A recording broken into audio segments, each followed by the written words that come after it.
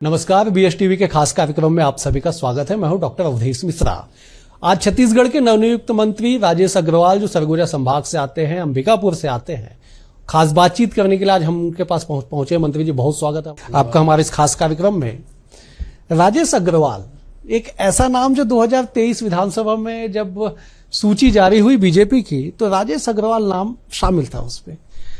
कुछ लोगों ने, क्योंकि अंबिकापुर और रायपुर की दूरी लगभग 450 किलोमीटर है, यहाँ लोगों ने गूगल किया कौन है राजेश अग्रवाल। आज छत्तीसगढ़ जान गई कौन है राजेश अग्रवाल। आप अपने मुंह में बताइए कौन है राजेश अग्रवाल। छत्तीसगढ़ की जनता जान गई, ये हमारे अंबिकापुर विधानसभा की जनता का आशीर्वाद है। इसलिए सबसे पहले तो मैं अंबिकापुर विधानसभा क्षेत्र की जनता को हृदय से प्रणाम करता हूँ। राजेश अग्रवाल भारतीय जनता पार्टी का एक बहुत छोटा सा कार्यकर्ता, लखनपुर जैसे छोटा रहने वाला, गांव से राजनीति शुरू करने वाला, नगर पंचायत के अध्यक्ष के रूप में मेरा शुरू हुआ। उससे पहले हालांकि बगल के गांव में उप सरपंच भी रहा। तो बहुत छोटे से गांव के रहने वाला, खेती किसानी और व्यवसाय करने वाला व्यक्ति, साधारण जीवन, हालांकि ईश्वर की कृपा से किसी प्रकार कमी नहीं थी, लेकिन साधारण जीवन जीना शुरू से मेरे को पसंद। और ग्रामीण क्षेत्रों में घूमना, लोगों से मिलना जुलना, ये मेरा शौक है। साधारण जीवन जीने का शौक है, यही वजह है क्या मंत्री बनने के बाद जब आप अंबिकापुर में पहुंचते हैं तो एक्टिवा से निकल जाते हैं मंदिर तक? मैं लखनपुर में था, अमूमन कोशिश करता हूँ कि नहा धो के मंदिर जाऊँ, मैंने प्रयास करता हूँ, और स्कूटी से ही जाता हूँ। वो कोई वीडियो बना लिया तो वहाँ स्कूटी से ही चलता हूँ मैं, वो ऐसे ही गया था। मंत्री बनने के बाद कितना प्यार ज्यादा मिलने लगा आप? नहीं, अपने क्षेत्र में कहिएगा ना तो हम लोग से हर व्यक्ति प्यार करता है, तो ये नहीं कह सकता कि मंत्री बनने के बाद ज्यादा मिला है। ये बात अलग है कि भाई थोड़ा सा क्षेत्र बढ़ गया। आज पूरे छत्तीसगढ़ से बधाइयाँ मिल रही हैं, लेकिन मेरे क्षेत्र के लोग, विशेषकर लखनपुर, उदयपुर, अंबिकापुर में, मैंने हर व्यक्ति मेरे से ही नहीं, मेरे पूरे परिवार से अति प्रेम करता है, और हम लोग भी सभी को अपने परिवार के सदस्य मानते हैं। इसलिए वहाँ तो ऐसा कुछ अलग से नहीं लग रहा है। बड़ा क्षेत्र, बड़ा विभाग मिला पर्यटन आपको। पर्यटन में अपार संभावनाएं तलाशी जाती छत्तीसगढ़ में। आपकी क्या सोच है, क्या विजन है पर्यटन को लेके? पर्यटन में अपार संभावना है, इसमें कोई दो मत नहीं है। अब पर्यटन के विकास से हमारे स्वरोजगार के अवसर जो पैदा होंगे, इसलिए मेरा बहुत ही इंटरेस्टिंग विषय हो। खाली घूमने फिरने वाली बात नहीं है। हम जब पर्यटन का विकास करेंगे तो हमारे युवाओं को, गाइडों को, ट्रेवलिंग एजेंसी को, होटल्स व्यवसाय को, हमारी माता बहनों को, सबके रोजगार के अवसर बढ़ेंगे। इसलिए मेरा बहुत रुचिकर विषय है। और चूंकि हम लोग सरगुजा में, वहाँ तो हर 1 किलोमीटर में आप देखिए तो कुछ न कुछ पर्यटन के दृष्टिकोण से बहुत अच्छा है। बस्तर भी आप जान ही रहे, मिडिल क्षेत्र में भी बहुत से ऐसे स्थान हैं, तो निश्चित रूप से काम करने का अवसर बहुत ज़्यादा है। पहले जब हम मध्य प्रदेश से अलग हुए थे, हमारी सड़कों की हालत बहुत खराब थी। हम पर्यटन क्षेत्र का विकास भी कर लेते तो सड़कों की खराब हालत के चलते बाहर से टूरिस्ट नहीं आ पाते। आज नरेंद्र मोदी जी जब से प्रधानमंत्री बने हैं, आदरणीय गडकरी जी जब से सड़क परिवहन मंत्री बने हैं, हमारे छत्तीसगढ़ में रोड कनेक्टिविटी कंप्लीट हो चुकी है, मतलब अच्छी स्थिति में आ गई है। अब हमारे पास अवसर है कि हम पर्यटन के क्षेत्र में अगर विकास करेंगे तो निश्चित रूप से हम अपने देश से ही नहीं, विदेशों से भी टूरिस्टों को आकर्षित कर सकते हैं। और निश्चित रूप से मांग चली कि हम प्रयास करेंगे कि वो अवसर हम लोगों को। छत्तीसगढ़ सरकार ने अभी पर्यटन को उद्योग का दर्जा भी दिया, कितना प्रभाव पड़ेगा इसका? बहुत ज़्यादा प्रभाव पड़ेगा हमारे। अब देखिए, अभी बहुत से काम विष्णु देसाई जी की सरकार के आने के बाद, वैसे तो आप देखिए कि मोदी जी जब से प्रधानमंत्री बने हैं, उनका पर्यटन के क्षेत्र में विशेष रुझान। और आप देखिए कि उन्होंने जहाँ जहाँ इस टाइप का विकास किया, वहाँ टूरिस्टों की भारी संख्या बढ़ गई है, वहाँ स्वरोजगार के अवसर बढ़े हैं। मेरे दिमाग में भी वही चीज़ है। तो हमारे आदरणीय मुख्यमंत्री जी और मंत्रिमंडल के सभी साथियों का इस पर विशेष रूप से ध्यान है। तो निश्चित मान के चलिए कि आने वाले समय में पर्यटन में आपको काफी विस्तार दिखेगा। भाजपा की बड़ी बैठक होती है, मैनपाट का चयन किया जाता है, कहा जाता है कि साहब पर्यटन की दृष्टि से बेहतर किया जाएगा। आप मंत्री नहीं बने रहते उस समय, लेकिन आप मौजूद रहते हैं। एक तरफ पर्यटन का दर्जा देना, उद्योग का दर्जा देना पर्यटन को, मैनपाट में बड़ा आयोजन होना, इन सब का प्रभाव कितना पड़ेगा? और मैनपाट, सरगुजा और बस्तर दोनों में कैसे आप समानता स्थापित? देखिए, मैं तो सरगुजा से हूँ, पूरा छत्तीसगढ़ भले मेरे प्राथमिकता में है, लेकिन सरगुजा तो कहीं ना कहीं दिल के करीब है तो ज्यादा। और हम लोगों को बहुत अच्छा अवसर मिला कि हमारे सभी राष्ट्रीय और प्रदेश के बड़े बड़े नेताओं का वहाँ आगमन हुआ और सबका ध्यान, मैंने शिवराज सिंह जी तो यहाँ से जाके उल्टा पानी की चर्चा स्पेशल रूप से किए हैं, तो निश्चित रूप से उसका फायदा हमको सरगुजा में तो बहुत ज़्यादा मिलेगा। लेकिन बस्तर सबकी निगाह में पहले से है। आप ये देखिए कि छत्तीसगढ़ के बारे में कोई भी चर्चा आती है तो बस्तर सबसे पहले आता है, सरगुजा बाद में आता है। तो बस्तर तो सबके दिमाग में पहले से ही है। तो निश्चित रूप से बस्तर सरगुजा के साथ साथ हम सभी क्षेत्रों में पर्यटन के क्षेत्र में विकास का काम। बस्तर में जितनी संभावना है उतनी चुनौतियां भी है। ठीक है, अभी केंद्र में राज्य सरकार ने डेडलाइन तय किया कि साहब मार्च 2026 तक नक्सलवाद खत्म हो जाएगा। उन चुनौतियों को पार पाते हुए वैसे क्षेत्रों में पर्यटन का और ज्यादा विकास करना, कितनी चुनौती आप मानते हैं व्यक्तिगत तौर पे? पहले ज्यादा चुनौती थी। डॉक्टर रमन सिंह के कार्यकाल में काफी विकास के काम हुए, नक्सलवाद पर काफी कुछ उस समय अंकुश लगा। अब चूंकि हमारे देश के गृह मंत्री माननीय अमित शाह जी, हमारे मुख्यमंत्री विष्णुदेव साय जी, हमारे गृह मंत्री विजय शर्मा जी, इन्होंने ठान लिया है, डेडलाइन तय कर दी है। तो आने वाले समय में निश्चित मान के चलिए कि वो समस्या से हम निजात पा लेंगे।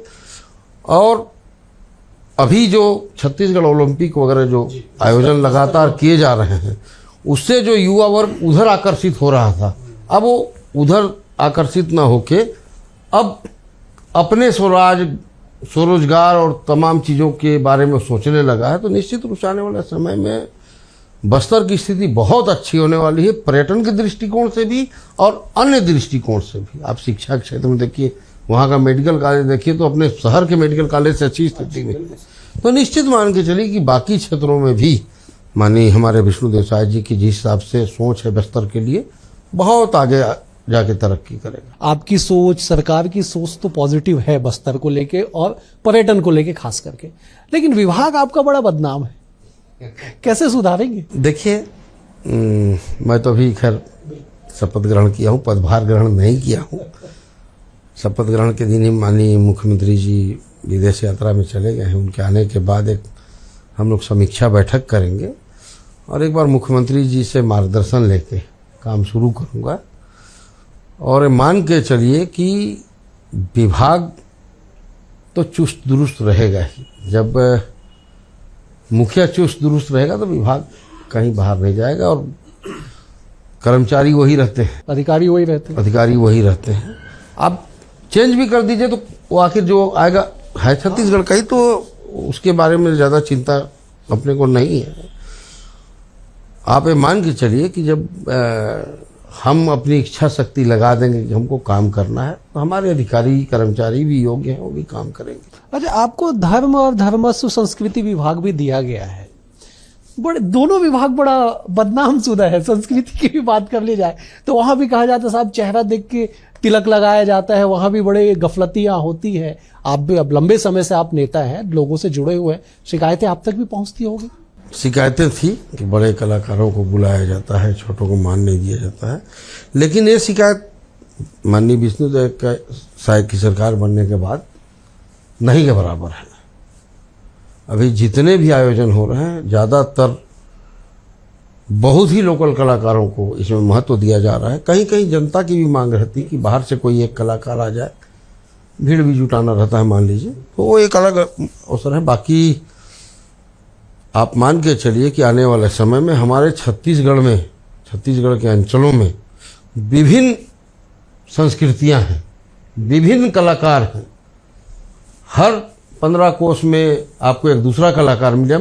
एक जैसे एक जगह सुगा, हमारे यहाँ सरगुजा में तो 15 किलोमीटर आपको कर्मा वाले मिल जाएंगे, तो बस्तर में तमाम इस टाइप के। हम इन सब को आने वाले समय में खोज कर कह लीजिए या उभार कर कह लीजिए, इनको अच्छा स्थान देंगे और इनको अच्छा प्लेटफॉर्म देंगे। और आप ये मान के चलिए कि उस विभाग की वजह से भी हमारे पर्यटन विभाग का कहीं ना कहीं लाभ होगा कि हम इतनी लोक संस्कृतियों को जब दिखाएंगे बाहर के टूरिस्टों को, तो हो सकता है कि उसके आकर्षण से भी हमारे टूरिस्टों की संख्या बढ़ेगी। तो मिला जुला कर एक बड़ी विडंबना है साहब, 25 साल छत्तीसगढ़ को हो गए, हम रजत जयंती समारोह मना रहे हैं, बड़ा आयोजन हो रहा है। छत्तीसगढ़ में संस्कृति विभाग का मतलब आयोजन, संस्कृति को सहेजने, संवारने, संवर्धन के लिए उस स्तर पे काम नहीं हुए जो बाकी विभागों में बाकी जगह पे हुए।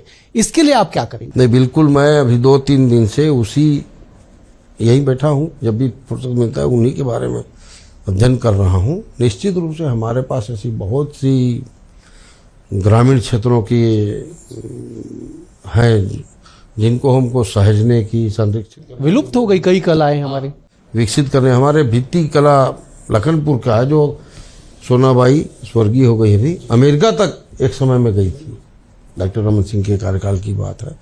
ऐसी बहुत सी कलाएं हैं जो विलुप्त के टाइप हैं, लेकिन हम उनको खोज कर निश्चित रूप से उनको संरक्षित करेंगे, उनको विकास करेंगे। ये तो बड़ी बात आप कह रहे हैं, क्योंकि ऐसे कई है, मतलब बांस गीत, देवार गीत, ऐसे दर्जनों परंपराएं हैं जो विलुप्त होने की कगार पे, विलुप्त हो चुका है। कोई चर्चा नहीं करता राजनीति में, क्यों चर्चा नहीं होती ऐसे विषयों की? अब मैं बहुत ज़्यादा पुरानी बातों की ओर नहीं जाना चाहता हूँ। जो दायित्व तो मुझे मिला है, मेरे सभी माननीय मुख्यमंत्री जी सहित सभी नेताओं ने मेरे ऊपर विश्वास व्यक्त किया है।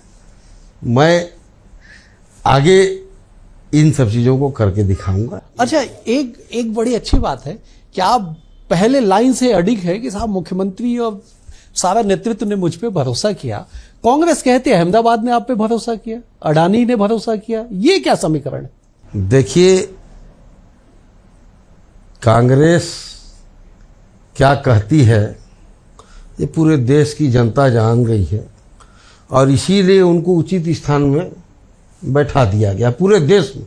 ये छत्तीसगढ़ का मैटर नहीं, तो इसलिए उनकी बातों पर, और वो उनका अपना मैटर है, क्या बोल रहे हैं। देश की जनता ने जवाब दे दिया है कांग्रेस को कि अब आप कहाँ रहना है। आप बड़े हंसते मुस्कुराते हैं, लेकिन बड़े स्वाभिमानी व्यक्ति हैं। कांग्रेस छोड़ के आप आए थे भाजपा में, स्वाभिमान आड़े आ गया था। नरेंद्र मोदी जी का प्रभाव, अटल बिहारी वाजपेयी जी का प्रभाव, डॉक्टर रमन सिंह जी का प्रभाव। हकीकत बताऊं, मैं गांव का रहने वाला हूं। गांव में पहुंच मार्ग नहीं थे, गांव के लोग पलायन कर रहे थे। भारत रत्न पूर्व प्रधानमंत्री, छत्तीसगढ़ के निर्माता अटल बिहारी वाजपेयी जी ने प्रधानमंत्री पद की शपथ ली और पूरे गांव को प्रधानमंत्री सड़क के माध्यम से जोड़ा। तब से पलायन रुका। आप इतिहास उठा के देख लीजिए, उससे पहले वहां से पलायन करने वालों की स्थिति और उसके बाद की स्थिति, वो एक बड़ा कारण था। गांव में रहता हूं। डॉक्टर रमन सिंह के मुख्यमंत्री बनने से पहले गांव में 20% चावल बिकता था, 80% कनकी और खुदी जिसको नहीं जानते, 1/4 चावल के 1/4 को खुदी बोलते, उसको भी लोग नहीं खरीद पाते थे। ऐसी भूख थी, भूख से लोग मरते थे। डॉक्टर रमन सिंह जी ने वो भूख खत्म की। आदरणीय नरेंद्र मोदी जी ने मकान की समस्या खत्म की। आज रोटी कपड़ा मकान ये बहुत सामान्य बात हो गई, किनारे की बात हो गई, मुद्दा खत्म हो गया। तो एकदम से, मतलब चूंकि मैं तो देखिए, हमारे पिताजी तो जनसंघ वाले थे, हमारा पूरा परिवार जनसंघ वाला था। मैं चूंकि सिंहदेव के साथ व्यक्तिगत संबंध है, इसलिए मैं था उधर, लेकिन मन में कहीं ना कहीं था, सनातनी आदमी हूँ, सीधी सी बात। तो लगा कि मेरा स्थान यही ठीक है और मैं सबके प्रभाव से। लेकिन जिस दिन आप कांग्रेस छोड़े, एक बड़ा क्वेश्चन मार्क आपके सामने आया होगा कि साहब इतने साल मैंने संघर्ष किया, इस पार्टी को दिया, अपना जीवन दिया, और आज छोड़ के जाना पड़ रहा है बीजेपी, या बीजेपी अपने विचारधारा की ओर मैं आगे बढ़ रहा हूँ। क्या उस दिन आप सोचे थे कि विधायक और विधायक के बाद मंत्री? नहीं, देखिए, मेरे दिमाग में था कि मेरे को भारतीय जनता पार्टी की सदस्यता ग्रहण करके उसके साधारण कार्यकर्ता के रूप में शामिल होना है। हालांकि मैं उस समय नगर पंचायत का अध्यक्ष था, लेकिन पार्टी ने भरोसा किया, विधानसभा की महत्वपूर्ण सीट पर मुझे अवसर दिया और हमारे विधानसभा क्षेत्र की देवतुल्य जनता ने आशीर्वाद दिया। हमारे सभी पार्टी के पदाधिकारी कार्यकर्ताओं ने मेहनत की। ऐसी सीट से हम विजयी हुए जिसको लोग मान के चल रहे थे कि वहाँ को भर दिया गया है। तो ये सब हमारा जनता जनार्दन जी को मैं हृदय से प्रणाम करता हूँ। उनका आशीर्वाद मिला और विधायक बनने के बाद भी पार्टी ने जैसा जैसा मेरे को दायित्व दिया, काम दिया, करते रहा और उसी का परिणाम है कि माननीय मुख्यमंत्री जी ने मेरे ऊपर विश्वास किया, पूरी पार्टी ने मेरे ऊपर विश्वास किया। चुनाव जीतने के बाद भी काफी देर तक कुहापो की स्थिति रही, रिकाउंटिंग, इधर से फोन उधर से फोन, तमाम ताकत लगा दिया गया, लेकिन परिणाम आपके पक्ष में रहा। हाँ, परिणाम तो अपने पक्ष में था। उन्होंने प्रयास किया कि चूंकि मार्जिन बहुत कम का था तो, लेकिन जीत जनता जनार्दन की हुई। अभी मुलाकात होती है टीएस सिंहदेव से? बातचीत होती है। बधाई उन्होंने दिया आपको मंत्री बनने पे? मैं व्हाट्सएप से, पेपर से मिला था, फिर मैं बात किया। अंबिकापुर शहर बहुत उपेक्षित है साहब, चारों तरफ खराब सड़कें, आपके बंगले में पानी भर गया बारिश होने के कारण, जिसे मोटर पंप से बाहर खींचा जा रहा है। कैसे अंबिकापुर को एक बड़ा शहर के रूप में विकसित करेंगे? क्या विजन लेके जाएंगे? मेरा जो बंगला खैर वो तो नीचा है, उसकी बात नहीं करूंगा मैं।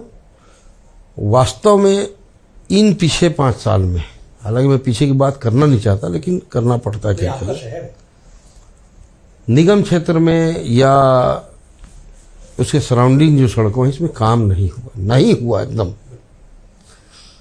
लेकिन माननीय विष्णु देसाई जी की सरकार बनी, हमारे उप मुख्यमंत्री अरुण साव जी, जिनके पास नगरीय प्रशासन विभाग और पीडब्ल्यू दोनों का दायित्व है, लगातार इनका आशीर्वाद मिला। बहुत सी सड़कों का भी हमारा शहर में काम हुआ और ये जो अंबिका से निकलने वाली 5 सड़क हैं, लगभग 3-3, 4-4 किलोमीटर छूटी हुई हैं, बाकी बाहर के काम हो गए हैं। इनका 5 का प्राक्कलन तैयार करके यहाँ आ गया है, जो कि उसमें से 4 सड़क एनएच से कनेक्टेड सड़क हैं, कुछ एनओसी वगैरह की प्रक्रिया है। और इस वर्ष पानी भी पिछले 25 साल 30 साल बाद ऐसा पानी बरसा है कि हमारा बांकी डैम जो 20 साल तक 40% भरता था, 100% भर के ऊपर फ्लो हुआ। तो अत्यधिक बारिश भी रही, इस कारण से भी मेरे को लग रहा है थोड़ी सी शहरवासियों को इस बार ज़्यादा तकलीफ हुई है। लेकिन जैसे ही बारिश खत्म होगी, द्रुत गति से, अभी नगर निगम को पर्याप्त राशि मिल चुकी है माननीय अरुण साव जी की तरफ से, माननीय मुख्यमंत्री जी की तरफ से। और पीडब्ल्यू का जो 5 सड़क बताया मैं, सैंक्शन होने आ गई हैं, एक एक करके 5 सड़कों का। मैंने मान के चलिए 3-4 महीने में इनमें सभी में काम शुरू हो जाएगा। आने वाले 4-6-8 महीने के अंदर सभी सड़कें कंप्लीट हो जाएंगी। शहर की जो मेन समस्या है, काम तो बहुत करने हमको शहर में, लेकिन जो मेन समस्या है वो दूर हो जाएगी। हालांकि बड़े बड़े बहुत से हमको इसके अतिरिक्त निगम में माननीय अरुण साव जी की तरफ से मिले हैं काम, वो भी होंगे। लेकिन जो मेन समस्या आज के डेट में मैं महसूस कर रहा हूँ कि हमारी जनता बहुत तकलीफ पा रही, कहीं ना कहीं मैं अपने आप को उसके लिए दोषी भी मान रहा हूँ। ऐसा नहीं है, मैं दोषी मान रहा हूँ कि इस काम को हमको 6 महीने पहले कर लेना था, किसी कारण से नहीं हो पाया, प्रक्रियाएं और ये सब होती रहती हैं। तो आप मांग चलिए कि आने वाले समय में सब काम बहुत अच्छे से। अंबिकापुर में स्वास्थ्य सुविधाओं पे भी हमेशा सवाल उठे हैं। पिछली बार कोशिश, जनता को उम्मीद थी कि साहब कुछ एम्स जैसे बड़े संस्थान आएंगे, लेकिन आ नहीं पाया। आपका क्या प्रयास होगा? अच्छा काम हो रहा है। मेडिकल कॉलेज हमारा जो डॉक्टर रमन सिंह की देन है, वो 109 करोड़ रुपए की उसमें जरूरत थी, 2-3 साल से उसमें काम बंद था। अभी हमारे विष्णु देव साहब माननीय मुख्यमंत्री जी, हमारे श्याम बिहारी जायसवाल स्वास्थ्य मंत्री जी ने, हमारे वित्त मंत्री ओपी चौधरी जी ने 109 करोड़ रुपए की राशि जारी कर दी है। टेंडर की प्रक्रिया में आ गया है वो। और मेरे को लग रहा है 1 साल के अंदर हमारा मेडिकल कॉलेज कंप्लीट हो जाएगा। मेडिकल कॉलेज जब वहाँ शिफ्ट होगा हमारा, तो मैं इस प्रयास में हूँ कि हमारा जो जिला हॉस्पिटल है अभी काफ़ी पुराना है, उसको भी हम कोशिश करेंगे कि नया भवन मिल जाए। लेकिन इस बीच में सुपर स्पेशलिटी हॉस्पिटल एक और माननीय मुख्यमंत्री जी ने और माननीय स्वास्थ्य मंत्री जी ने स्वीकृत करके उसके लिए कुछ अग्रिम राशि भी जारी कर दी है, जो कि बहुत जल्दी उसका निर्माण कार्य प्रारंभ हो जाएगा और आने वाले समय में एम्स के तर्ज पर हमारा सुपर स्पेशलिटी हॉस्पिटल सरगुजा में बन जाएगा। तो ये मान चलिए कि स्वास्थ्य के क्षेत्र में जो बहुत बड़ी कमी दिख रही थी आने वाले समय में दूर हो जाएगी। सरगुजा अंबिकापुर को बड़ा महत्व दिया गया सरकार में, खास करके अंबिकापुर की बात की जाए, सत्ता संगठन में बड़ी भागीदारी हुई, आपको मंत्री बना के सबके ऊपर बैठा दिया गया। नहीं, ऐसा नहीं है, सबके अपने अपने दायित्व हैं, सब ऊपर और नीचे का कोई मैटर नहीं है। संगठन में मान लीजिए अखिलेश सोनी जी को महामंत्री पद का दायित्व मिला है, निगम मंडल में हमारे बहुत वरिष्ठ नेता हैं अनुराग सिंह जी, हमारे युवा आयोग में हैं विश्वविजय तोमर जी, मेरे को सभी को अवसर दिया गया है। और मैं तो ये कहूँगा कि सरगुजा संभाग की जनता ने अपना सारा प्यार भाजपा को उड़ेल दिया था, चाहे विधानसभा हो, चाहे लोकसभा हो, चाहे नगर निगम हो, चाहे जिला पंचायत हो। तो भारतीय जनता पार्टी भी सरगुजा संभाग की जनता को उनका प्यार लौटा रही कह लीजिए, या उतना सम्मान सरगुजा की जनता को दे रही है, अवसर दे रही है। सरकार कैसे चल रही है? आप तो पहले दिन से विधायक है सरकार में, 5 साल बाद बीजेपी की सत्ता में वापसी हुई, आप प्रत्यक्ष उसमें सहभागी रहे, कैसे चल रही है सरकार? विधानसभा के चुनाव जब होते हैं तो लगातार 1 साल तक, छत्तीसगढ़ के जब विधानसभा चुनाव होते हैं तो लगातार 1 साल तक लोकसभा चुनाव, नगर निगम चुनाव, पंचायत चुनाव तमाम चलते रहते हैं। तो पहले साल बहुत ज़्यादा काम नहीं हो पाते हैं, इसलिए कहीं लगता है कि भाई स्लो काम हो रहे हैं, ऐसा हो रहा है। लेकिन उस बीच में भी बड़े बड़े निर्णय लिए गए। मोदी जी की सारी घोषणाओं को जो गारंटी थी, जो हमारे घोषणा पत्र में थे, बड़ी बड़ी, मतलब धान खरीदी एक चैलेंज था कि सबको लगता था कि हम नहीं कर पाएंगे। महतारी वंदन कोई सोचा नहीं था। पिछले बार कांग्रेस ने भी घोषणा पत्र में 500 रुपया का बात रखा था, कभी एक चर्चा नहीं उठाई। इतना बड़ा काम हमारे यशस्वी मुख्यमंत्री विष्णुदेव साय जी के द्वारा पदभार ग्रहण करते के साथ किया गया। अपने आप में एक अनूठा, उसके साथ लगातार विकास के कामों के लिए बड़ी बड़ी राशियां जारी की। जैसा मैं बताया कि वो चुनाव के चलते वो लगता है जो बीच बीच में समय लग जाता है, उस वजह से विकास के काम नहीं दिख रहे हैं।